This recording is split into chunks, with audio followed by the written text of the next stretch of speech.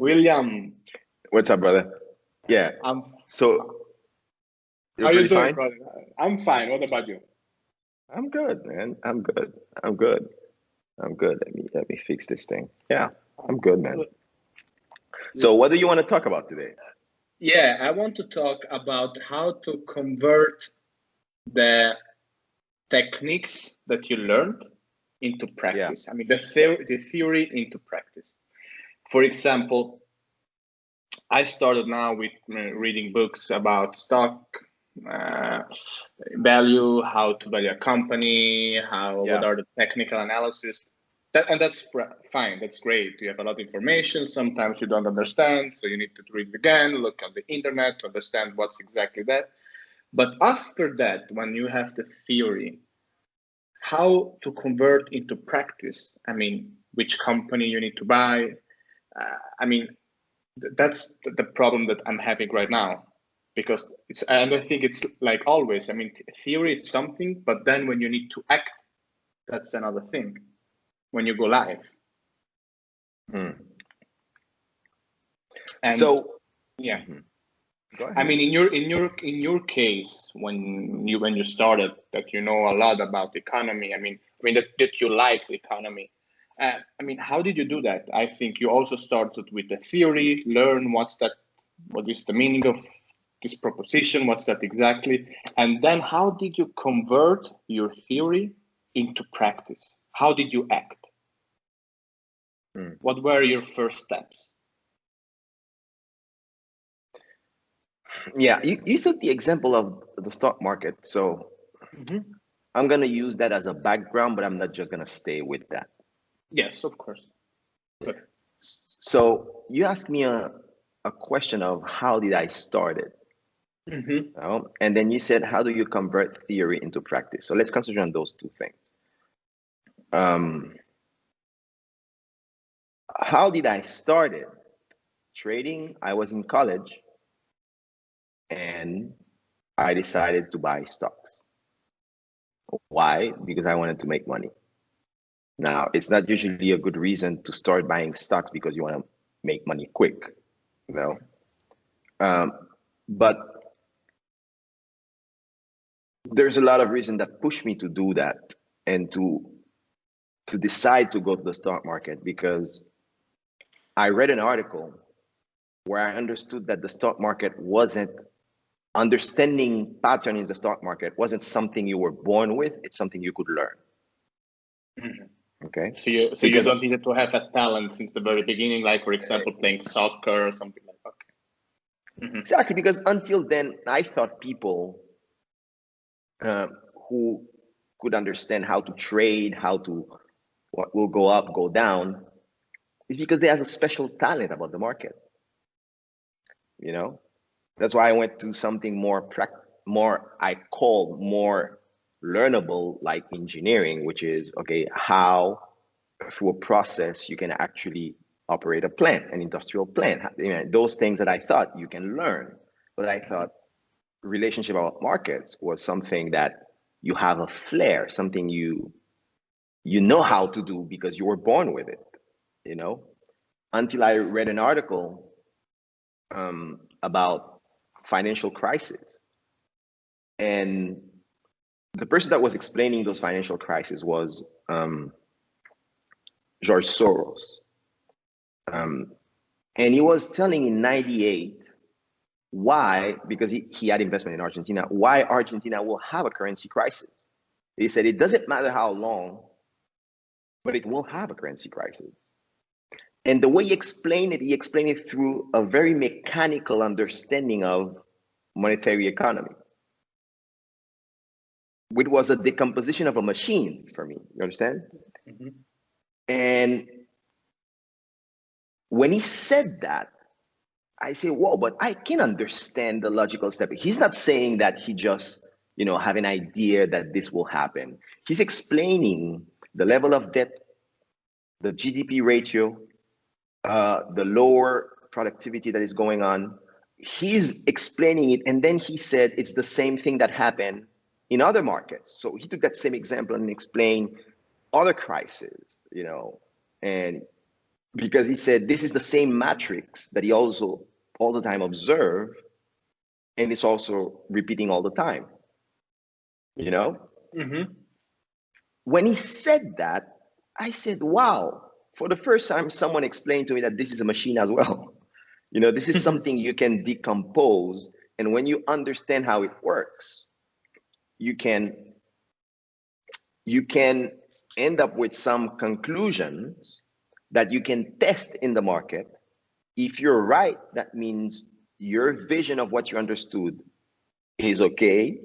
And if you're wrong, you go back to your model and you decompose it again. You say, what am I missing? What is different here than the other one? And you start getting to those general principles of how this thing works. And because of that, although I was in engineering, I started in parallel to study economics and finance. It's like I did those at the same time. So I went to the economics school. I look at the curricula, and then I start picking, the books I want to learn more about, because I wanted to understand that part related to markets, which is more free flow. Because the part related to more the M&A side of finance, I felt more comfortable with it. It's like, how do you price a company? And then you just, okay, that's the price I'm willing to pay based on how much money I think I can make it do, and my re-engineering and things like that. But the part of the market, it was too fluid for me. So to understand it, I had to understand more general principle about economics, not so much about the theory of firm of a company, but more about the bigger picture of why prices fluctuate, especially currency prices and things like that. Now, and through that study that I started then, I never stopped, So I remember one of the things he said back then was, the first moment you have a currency crisis, the government will say, let's say the currency is 1-to-1 at par. The first thing the government will do, they will make a jump. They will say, okay, it's 4-to-1, to admit the problem. So they say it's 120. Okay, so it's 120. Okay, at 120, everybody's okay. So that's the new equilibrium. And the government will think that with that, they will control the market. But he said usually when that happens, it's because the government is capitulating, because they're admitting they cannot sustain the level of interest rate with intervention without going bankrupt. And that's when you're supposed to actually start really betting, because the flood they're just telling the market, okay, I have to admit that you're right. My currency cannot be at 1, it's at 120. Yeah, but the moment they do that, that's when you get the confirmation that you need to push more. Okay. So then with that, he got into psychology, So and that's the second part, maybe psychology also. Exactly. It's like, because even though the machine works, it's the mechanics of the machine, but they're human beings with short-term incentive, not that are fighting. But even though those short-term incentive are fighting, they are fighting within the rules of how the machine works. So you need to understand what's going on in the fundamental level of the machine, but you also need to be, perceiving what's going on with the actors playing within that machine and the way it works. And as I went to understand more that same principle of, okay, how much you understand the machine, how much you understand the psychology of those people, I went on to study so many different things. But it's always with the same purpose. How do I understand that relationship better? Okay. You had the same goal, like always. I mean, the same question. It is the same question. And all you do is keep understanding, refining your understanding of it, and went to different project, different ventures, and different aspect of, okay, how this machine works, what is the underlying of any interaction between human being, and the underlying of interaction of human being will end up into an exchange, and that exchange will fix a price, and that price will be posted somewhere, and some people may agree with the price that it's too low or that it's fair, they will buy it, and some will say, at that price I'm a seller, or I don't trust it, and that interaction is, in the end, through a lot of study, you keep refining. And whenever you understand that machine, based on that, you make your decisions. Okay? Yes. Now, if you listen to that story, at no moment did I make a separation between theory and practice. Yes. Because I don't think there is such a thing between theory and practice. You understand? Yes, you think it's the same? There is no such separation. There is understanding. There is, do you understand? And when you understand, you know how automatically. You make the next move. So what are the path you're taking to understand better what to make your next decision? You see where I'm going? Yes. And I never really understand in any field when people say the separation between theory and practice. I do not understand it. You mean that as soon you understand, let's say, the theory, you know automatically how to practice because you know how to do the next step. Exactly. It's the same thing. You understand? Okay. So the way I explain that to you is, I wanted to understand something. And the way you understand something is by studying it. And then by testing it. And then studying it again and then testing it. But all that is just one big purpose. I'm trying to understand it better. Okay. You understand? So the thing is, as soon you understand something, you test it. And after you test it, that's the only way you know. And then, how you said before, you can go back if you did understand that well and study it again. And you add more. You add more angle. For example, you said you're studying. I'm sure in the books we exchange, I told you that I think the best book for someone to understand valuation of a company is the Damodaran's books of How to value a company. How to value a company. I mean, it's down to earth, pretty simple, and it doesn't get more complex than that. And you cannot make it simpler than that. Okay. And that book, you can read it so many times, and you know, as you understand more the game, it's the same. And the best conclusion you get is really there's no way to establish one value. Each valuator will come with their own value. It's an estimation all the time. That's what it is. And we can have all the conversation we want. It's just a dialogue. And the language for the dialogue is the DCF model, which is, okay, this is my, that's exactly, those are my assumptions. This is not the truth. This is how I look at this. And based on my understanding, this is cheap. Okay, so if it's cheap, put your money where your mouth is, buy it. And someone else will say, no, for me, it's expensive. Okay, if it's expensive, put your money where your mouth is. You understand? But the language is how you then, through that language that you study, you can have a meaningful conversation with someone else about your assumptions.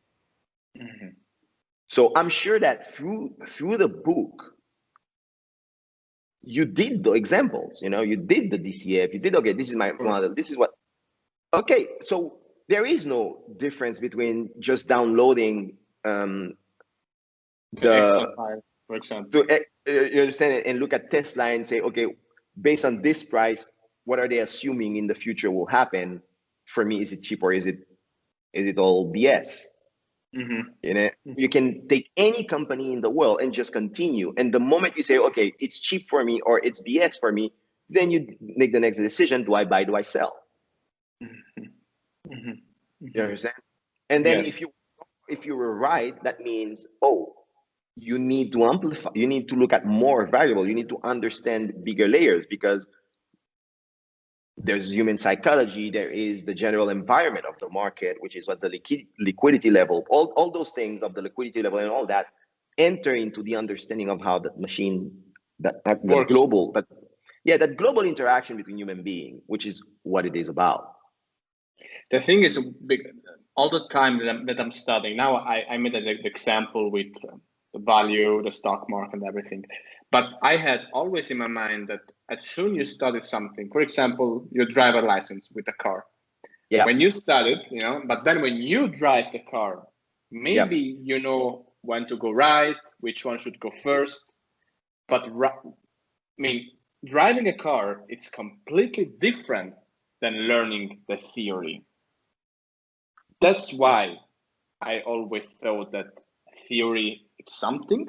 It's like giving you that pass to score than a goal, But scoring a goal, it's completely different than giving a pass. Yeah, I see. I think I understand what you're saying, and if I'm wrong in what I'm gonna answer, please, as always, sure, you help me correct. Okay, so it sounds to me that what you're saying would more sound like how to be good at something. Yes. Not so much. Absolutely. You understand what I mean? Because you don't learn the theory of driving a car and the practice of driving a car. You learn how to drive a car. Mm-hmm. Okay. Someone tells you, look, you use this thing, it goes left and right. You use the shift. This is how you go forward. This is how you stop. Do you understand it? Yes, I understand it. Let's see if you understand it. Drive. Let's practice. Understand? It's not even let's practice. It's like, show me you understood it. And then when it's going, boom, you didn't understand it. Let's stop again. Let me explain it to you again. If you see an old lady crossing, you touch this one, which is brake. You don't move forward. You understand? Because if you do that, we're going to be in trouble. You can go to jail. Did you understand it? Yes, I did. Okay, let's go again. You understand what I mean?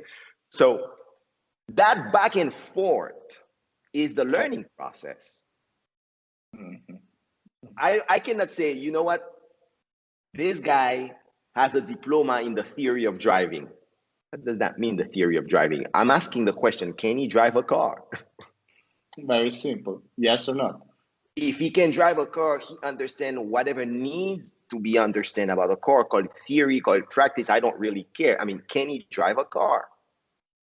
You understand? And to drive that car, you will go through loops of comprehension and execution, until you get to an understanding. Yes, I know how to drive a car. Yeah, I think that's exactly the problem.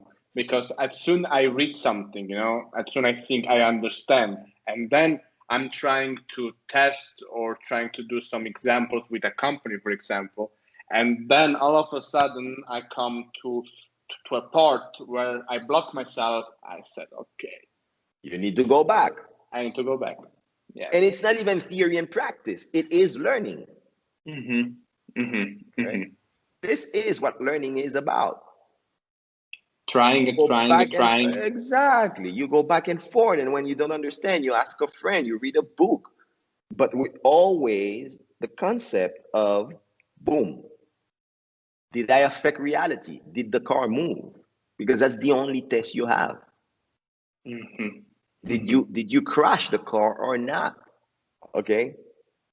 That's why I don't make the difference between theory and practice. In that sense, is, do you understand how to drive a car? Now, then there is something else that you mentioned is, okay, can you become Schumacher? Mm-hmm. Or can you become Lewis Hamilton? Those are other instances of learning. For example? Mm-hmm. So it's just mean, from the moment you learn to drive a car, okay, what is your purpose? Is it to go to work, or is it to run a race? If it's to go to work, the learning curve is until some point. If it's to go to race a car, it extends the learning curve. And you go to that same loop of learning and practicing, which is not learning and practicing, sorry, of comprehending and executing, which is learning. And then you will get on that piste and you will start the F1 car and you will show to everyone that how good you are at it based on are you winning or losing. Okay. Losing. I understood. You see, but it's never stopped. It's not that there is a time for theory and then there is a time for practice. And no, it's like it's going together. Yeah, what are you trying to do? Okay, I'm trying to, in your case, I'm trying to know how to be financially independent through investing money, which is what it is. Okay, you say, I want to be able to know what to buy, when to sell. So by doing that, I make more money than the average people playing the game. Okay. So first of all, there is a decision of saying, I understand that I want to dedicate effort to understand financial markets as a way to make money. Okay. I told you, for me, I had a blockage. It was psychological because I thought people were born with that, But do you think only few people can do that? Exactly. But then I was lucky to read that article in '98 where I was still in college, and it completely shifted because it's a pure game, because in the sense that I have no one to blame about my mistakes. I mean, you bet whatever you want. It's your decision. You cannot say this guy didn't like me. Oh, I couldn't get a conversation. Oh, they didn't open the door for me. I didn't know the right people. There's no one you need to know here. You don't need to know anyone. You don't need to be born anyway. You don't need to be learning at any school. You don't need to study at any specific books. Everything is available to spend the time to understand. And then you just call your broker or press a button, make a decision. If you're right, your pile will keep growing, and then you play bigger game. If you're wrong, your pile will be going down and you'll stay at the low games. That's it. So for me, that was the fascination that since college, the moment because it was always for me understanding of finance since very early. Since the moment I think my mom was doing an MBA and I was around 14 and 15 years old, that I read pretty young. Yeah, and I read my first book in finance, which was Brady Myers about corporate finance M&A, and I got obsessed about the price will depend on the interest rate that they discount, on the discount rate, and the discount rate depend on the interest rate, which is the price of money. And I say, but who establishes the price of money? How do you know? Understand? But it was through the M&A aspect. It was not through markets, But what I mean is, since that moment, I never stopped with that question until today, which is really understanding what's behind a specific interest rate, which is actually the fixed point of the whole game, and what push players to establish. I mean, but in the end, which is to understand that, you end up understanding the whole global macro ecosystem. To really understand where interest rate come from, to discount that cash flow, and how that affects much more understanding the cash flow. It affects much more what people think about interest rates. Exactly. At least from the markets. I'm talking financial markets. Yeah, that's where I am right now. Exactly. And it's a never-ending understanding, but it is understandable. It's not a talent. It's not something you're born with. It's just like anything. Something that you can practice, that you can learn. Exactly. You learn it. You learn to understand how it works. I know what you mean. It's like that everyone has a chance, always a chance to get there. It's not like if you want to be, for example, an actor and your uncle is Martin Scorsese, then maybe you have better chance to get in. There you go. In this case, no. And people underestimate compounding. What does that mean? Compounding is it no, but I only have $1,000. Okay. That's good, actually, for the beginning. You understand what I mean? That's actually good. That's actually pretty good. You know, all you need to know is make sure it never goes below $1,000. That I read something about, even in the book of Value Company, he said, you don't need to ask yourself how to make more money in the stock market, but you need to ask yourself, how can I do to not lose money, or to lose less money as possible? Because in That's the all it market is. now, or in 1 month, you will lose money because you don't know the future. Exactly. Nobody knows. Exactly. It's like, what is the price at which, if I buy, I am guaranteed that I will win in 1 year, in 5 years, in 10 years, in 30 years? That is the question you need to answer when you're starting. What price to buy that in the next 10 years, 15 years, I cannot lose money? I can never lose money. And when you get that price, you buy. Now, if you don't get that price, what do? You do not buy. Very simple. That's what he said. It's lower, then you buy. It's more expensive, you don't buy. You go to the next step. You wait, because this thing is a cycle. Now, you may lose. You may be at the top of the cycle and you say, you know what? It's been going up for 12 years. It's been going up for 13 years. I don't want it to go up for the next 10 years and miss out. That never happened.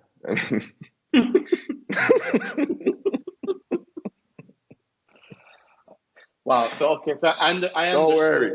I understood now the point. I understood now the point. I think I know where I can go on now. Yeah. I mean, you understand? It's never a thing of theory or practice.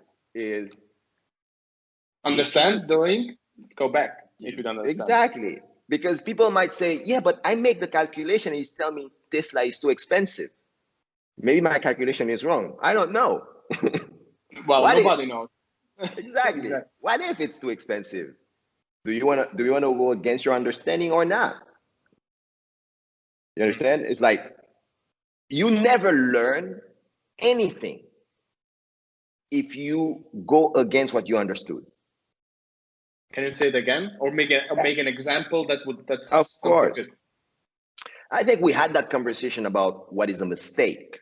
Yes. Okay. A mistake is when you do something and you know it's a mistake, but you do it again with the same resources that you have, instead of changing it or doing something else. Yeah, we were saying that mistake is when you don't follow the process. Okay, if I make my calculation and it tells me, you know what, based on my calculation, the way I understand it right now, this is too expensive, I'm not buying it. Okay, and then it goes on for 10 years and multiply by 5.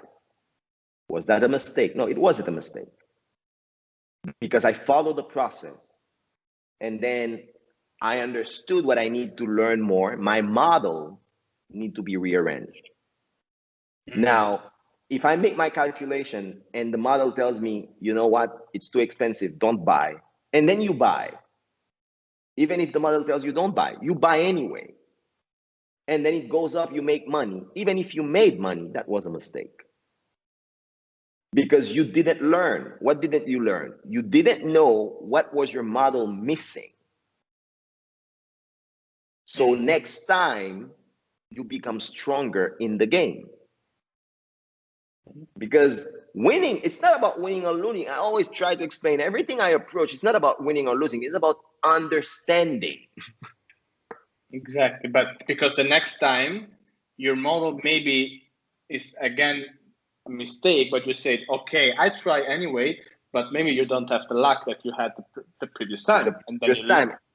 And then that you will lose more because you were so confident. You put more money than you should have. Because you say yourself, yeah, well, it worked the last time. Exactly. but then you will be born on Earth, because as soon it happened, then you will understand. But you knew it at the beginning. What do you mean you knew it at the beginning? That the model was a mistake, and you follow it anyway. No, that the model said don't buy, and you Don't buy. anyway. Exactly. So if the model said, and model doesn't have to be a mathematical model. So when I say model is when you're understanding about a phenomenon, whatever that understanding is it a mathematical model? Is it a logical model? Is it whatever it is? It is something I wrote in logic. Anyway, because yeah. this, then that, then so, whatever you want to call it, you know, the sequence of step you went through to give you the outcome of what my next decision should be. Okay, that's what I call your understanding. When you make it explicit, if it tells you don't buy or don't do this, and you do it anyway, you have to be able to explain to yourself, I'm doing it anyway because my model is wrong in that sense. Let me add that new variable to it. Let me add that new understanding that I didn't get, because talking to Davide, he showed me something I didn't understand. And when I put it into my understanding, you know what? It's better. Then the model says, yes, you can buy. Exactly. Because if you move away from what you understand, you cannot learn, because you'll never know why you made a mistake. Why you didn't get the result expected. So you can never go back and grow. Mm-hmm. So you'll never be great at what you're doing if you don't start believing in what you understand. That's the basis. Because what will grow is your understanding will grow, and that's what will make you great. Now, if you start not listening to what you understand and just moving around, you can never grow systematically.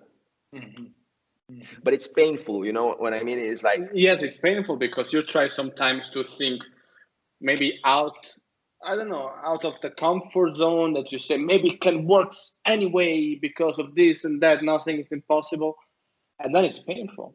it is painful. Right. And in all that criteria, not only in the stock market, in everything you do. Anything. It is painful to behave that way. You know what I mean? Especially when you see people who do not behave that way around you and they look like they're winning. But again, you have to ask yourself, what am I trying to achieve?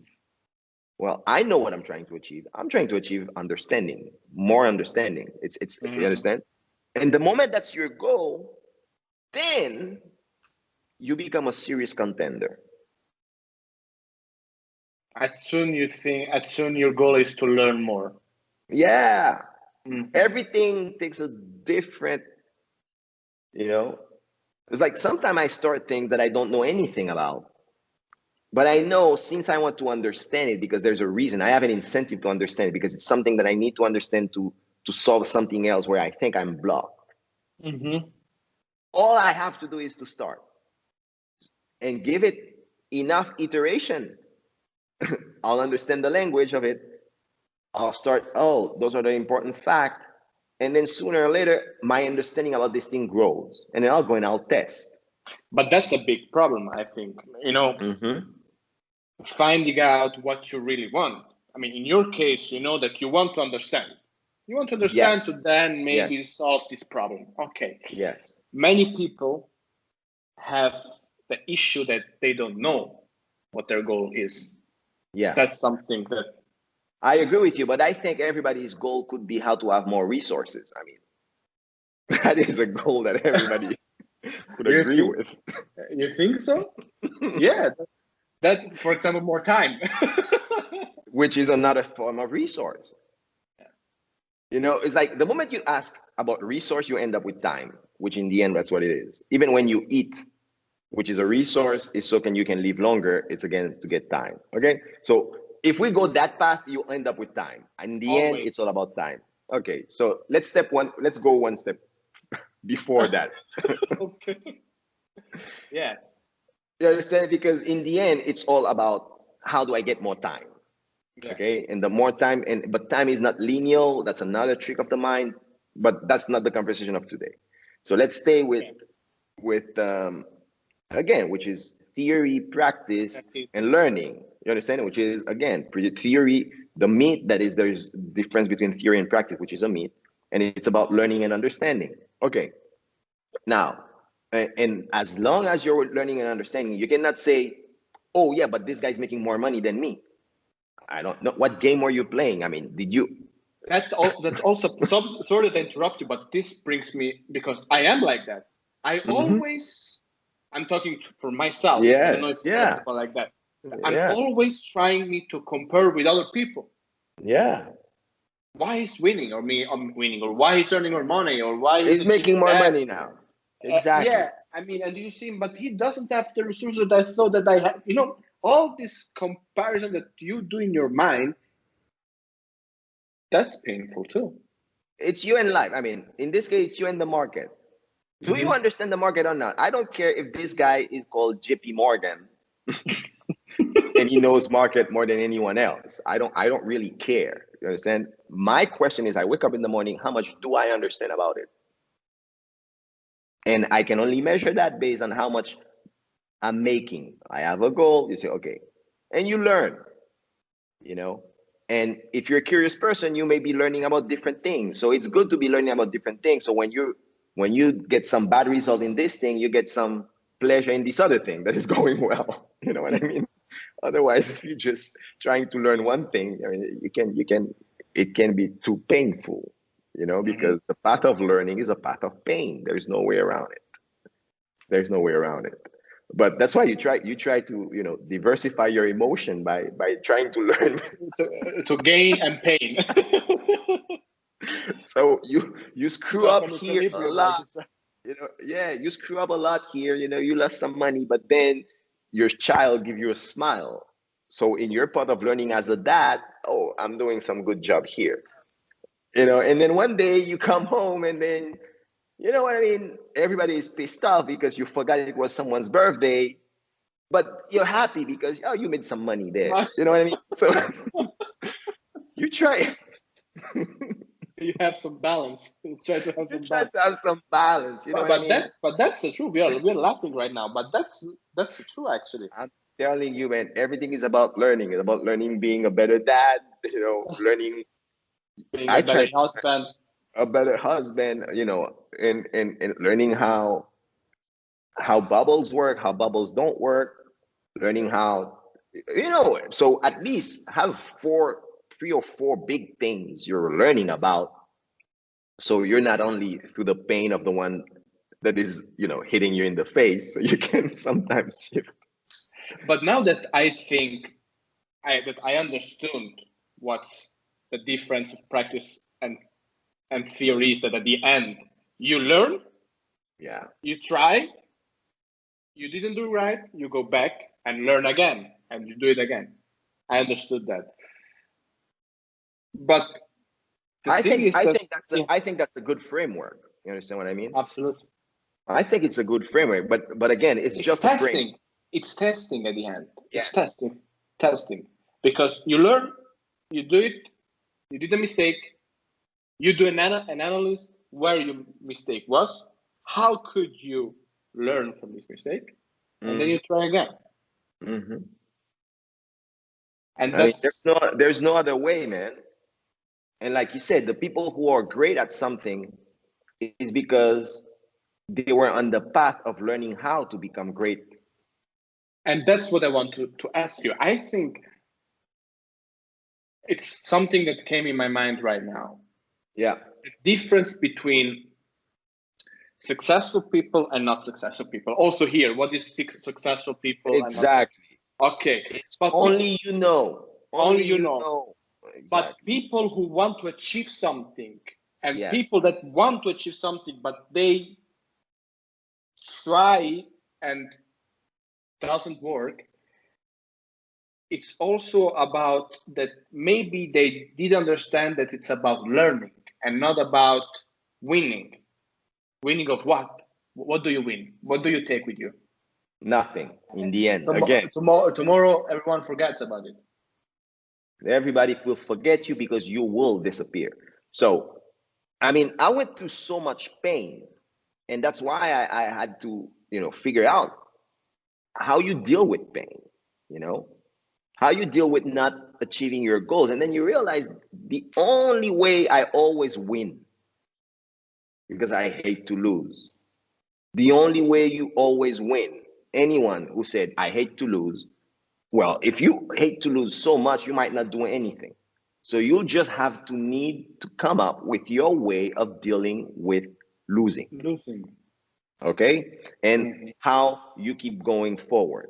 Okay? Because, and I said, how do I, if like everybody afraid of pain, afraid of losing, afraid of showing what I didn't know, with goals, with the territory of being a human being, okay? How do you handle it? At least for me, what I understood based on so much effort trying to avoid pain, which is the worst you can do, which is trying to avoid pain, I had to come up with a way to deal with it. And always feel, exactly. And the thing is, my goal was to learn. Because as soon as you try to avoid pain, you will receive automatically more pain, and you don't. The moment you're trying to avoid pain, the moment you're trying to, you go against how this thing works. Okay, so you say, you know what? For me, it was about learning. Now, if I've learned something, now I won. Okay, so if my decision was correct, and it was proven correct by the results, I won. If my decision was incorrect and was proven incorrect by the result, I also won. Because you learned something. Because I learned. Because now you can go back and see next time. Yeah. But when I also had positive result, I also learned. I not only learn when I have bad negative result. Positive result also is learning, because it reinforces that you're on the right path. So you're learning that this works. So that's how I end up dealing with those things, So that's why I can push myself to the most biggest uncertainties, because I know through those biggest uncertainties at the beginning is where the most learning will come, because it's the thing, you understand? I will go through that pain, and then at some moment that uncertainty will dissipate with understanding. But between when I start and when I get to the other side of this journey of understanding, the amount of pain I was able to digest is only doable because it was always about learning. So when you're about learning, you always win. Always win. Always win when it's about learning, And because it's about learning, if the learning tells you don't do anything later, you're still winning. I'll give you an example. So let's say you have an incredible model to identify stock that will go up. Okay, I make the great effort not to call them cheap stocks. Okay, people confuse that stock that go up are cheap.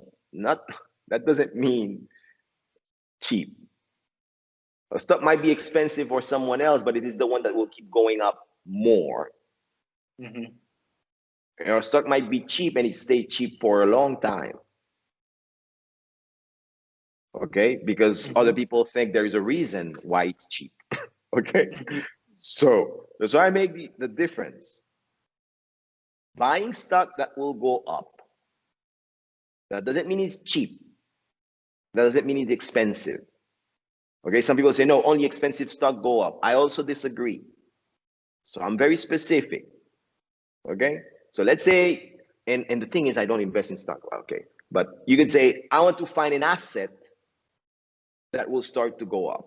I feel more comfortable talking like that. Okay, so this is what you're trying to do. Finding an asset that will go up. Now, if you have a model for that, and your model is telling you there is no asset that will go up in a way that you can earn, in a way that you can guarantee to win, Don't do anything. Now, if the next guy has a different model and he's buying and he's making money while your model is telling you don't, you have two choices. Eh? Your model is wrong. That doesn't mean it's wrong. It just means there is no market for it now. Wait. If you understand how you came to build your understanding about markets, because we're talking about that, no? And your model has been proven right because you compare it to other situations or you've learned it through time and experience, wait. This guy is doing something else. He's not doing what you're doing. Wait. Now, you might be waiting 1 month, 1 year, 2 years, 10 years, or a lifetime. Now, do you have a lifetime? Okay. No. So that's why it's so important. Okay, what is my investment horizon? In what amount of time am I trying to achieve this thing? And the more money you have, the more time you have to wait. The less money you have, the more you want to move. The more you want to move fast, even if your model is telling you no. Because you have the pressure on the background. Exactly. You know, it's like, when's the best time to make money? When you don't need it. You understand? Because you don't have that pressure, so you can wait, you can be patient. You understand? Because your model serves for one thing. Now, you might say, you know what, but I also want to do what this guy is doing. Okay, go and learn it. But that doesn't mean the one you had before doesn't work. It's just that maybe you need to have more than 2 models. Okay?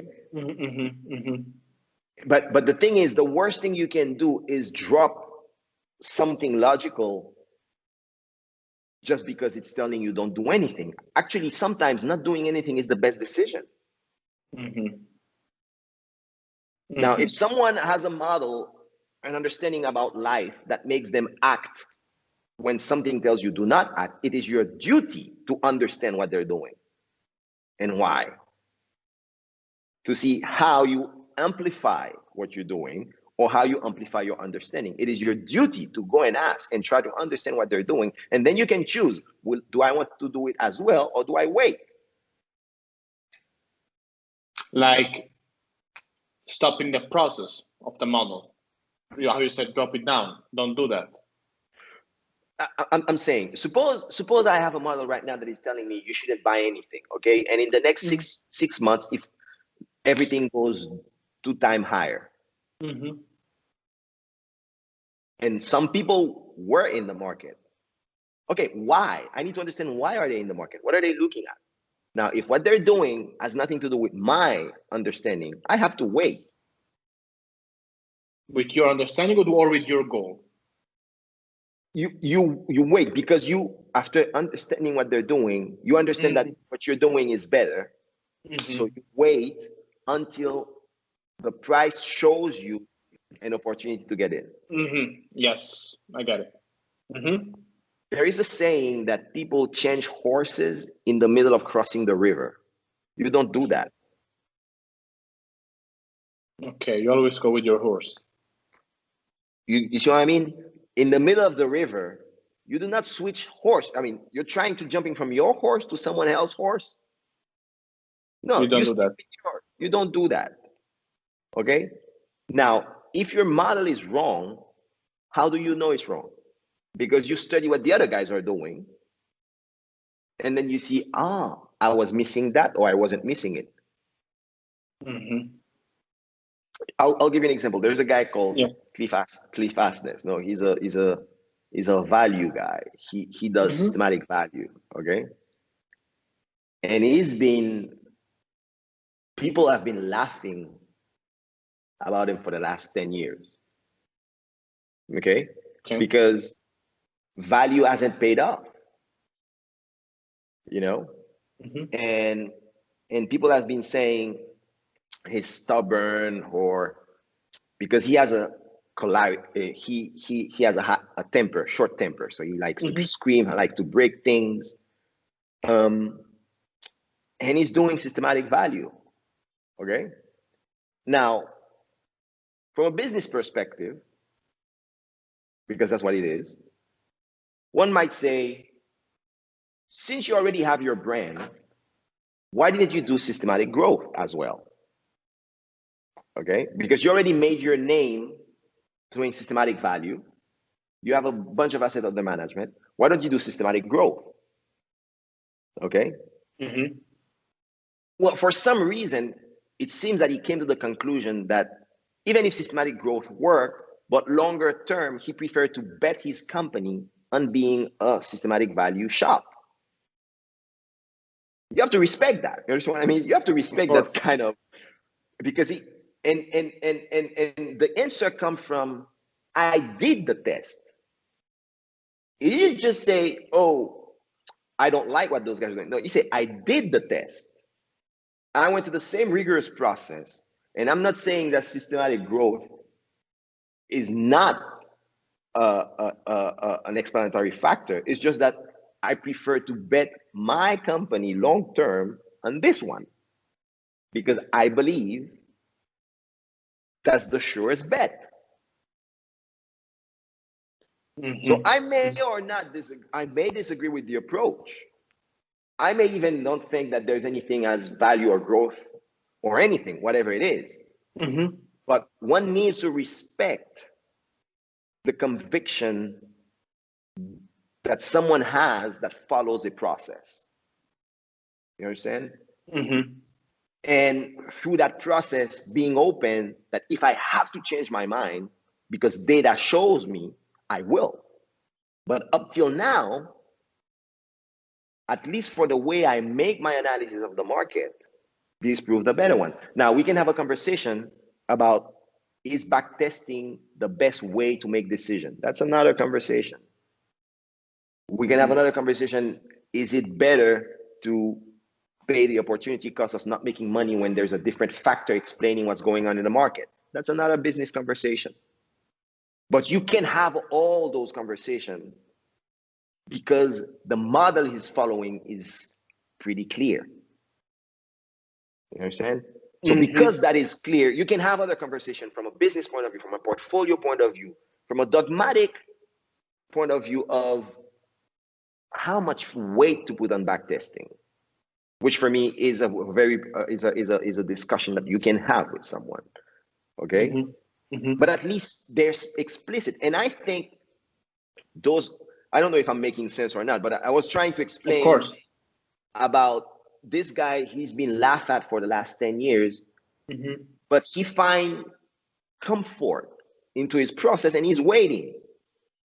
Because he believes. For him, it's more than belief, because when you're a man of science, you don't believe, you test.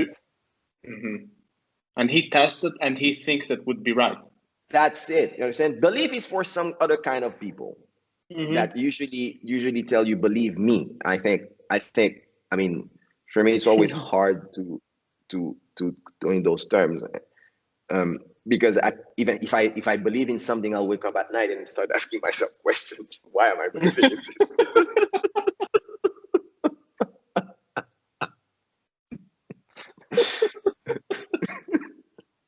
What is the model? Why am I believing this? You know, it's like whenever I believe too much in something, I say, wait a second, why am I believing in this? I mean, let me try and test. You know what I mean?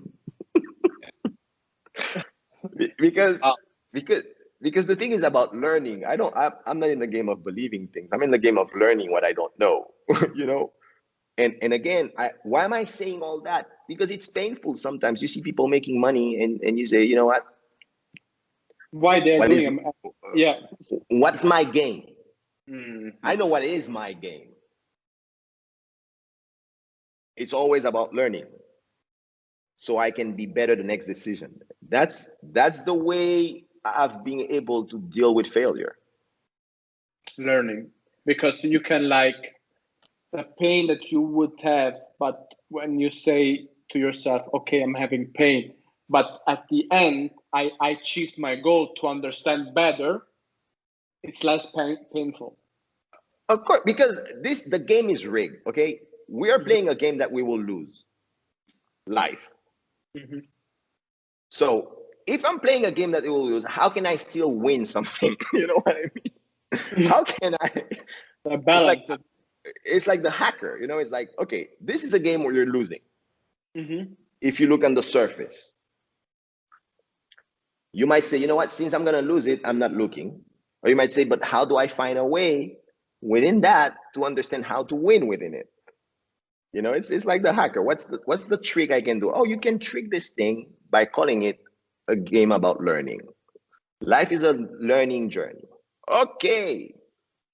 So when my son is not doing what I expect him to, I'm just learning. You know so what I how mean? next time can I approach to him so that he can do that what maybe I wish to do? So he can explain to me what I'm missing. You know, maybe he's seeing something I'm not seeing. Oh, then, and maybe we have a conversation and he learned from me, I learned from him. It's much more, you know. It's always about learning. Things expand that way. Things expand that way because otherwise, man, you torture yourself too much. My God, bro. Wow. You know, but things get tough. You know, it's like. So you were saying about purpose. I think everyone's purpose might be, okay, how to have more resources. Which is more time. I don't know. I think that people would like to hear about that. About what? Conversation. How to have more time. I think that's an interesting purpose. I mean, you can never go wrong with more resources. How can you go wrong with more resources? It gives you more time to figure out let's say I don't know what to do. Okay, I'll wait 10 years until I figure it out. To do that, you need actually resources. So you need those 10 years, and you need also how to survive for the next. Here you go. So even if you don't know what to do, at least get some resources and then think about it. You know what I mean? That would be a great conversation. What do you think? I don't know, man. Every conversation for me is great. Every conversation. But then I like, I understood. I mean, I'm always happy because when I go back to my room, I understand what because I also have a goal when I'm talking to you. Yeah. It's to understand what my question, trying talking to you to understand it better or how to move on. Yeah, which is my goal also. And I learned again. Conversation learning. We are learning. That's you. I remember you said something, and then we leave. That I don't remember that. The best you said. You know, when you do I forgot the word, but when you do it in the morning when you wake up, your meditation. Yes, you said the best meditation is not to listen to music or watching TV or in the morning do your breath thing. It's okay, but you said the best meditation is to talk to people. And I always you said that 100%. You're guilty, bro. Oh yeah. Now I know. Okay. Now I know what I said. Okay, now I remember what I said. I said people think that meditation is sitting in zazen, and then and I said for me the best meditation. What is meditation? Meditation is what we just did right now. Okay, it's like you go through a subject or you go to something and you decompose it in a way that you're able to look at a new way of looking at it regardless of all your preconceptions. To do that exercise is actually what I call meditation, because the mind is observing itself. You understand? Because you're taking away all your preconcept and you're really open and willing to go through the pain of learning and letting go of what you were attached to through the conversation. And I think that's what I said. I said that's why for me the best meditation is actually a conversation on a subject that you're willing to not know how it's going to end. You know, you have no preconcept. You're really going through it as you talk.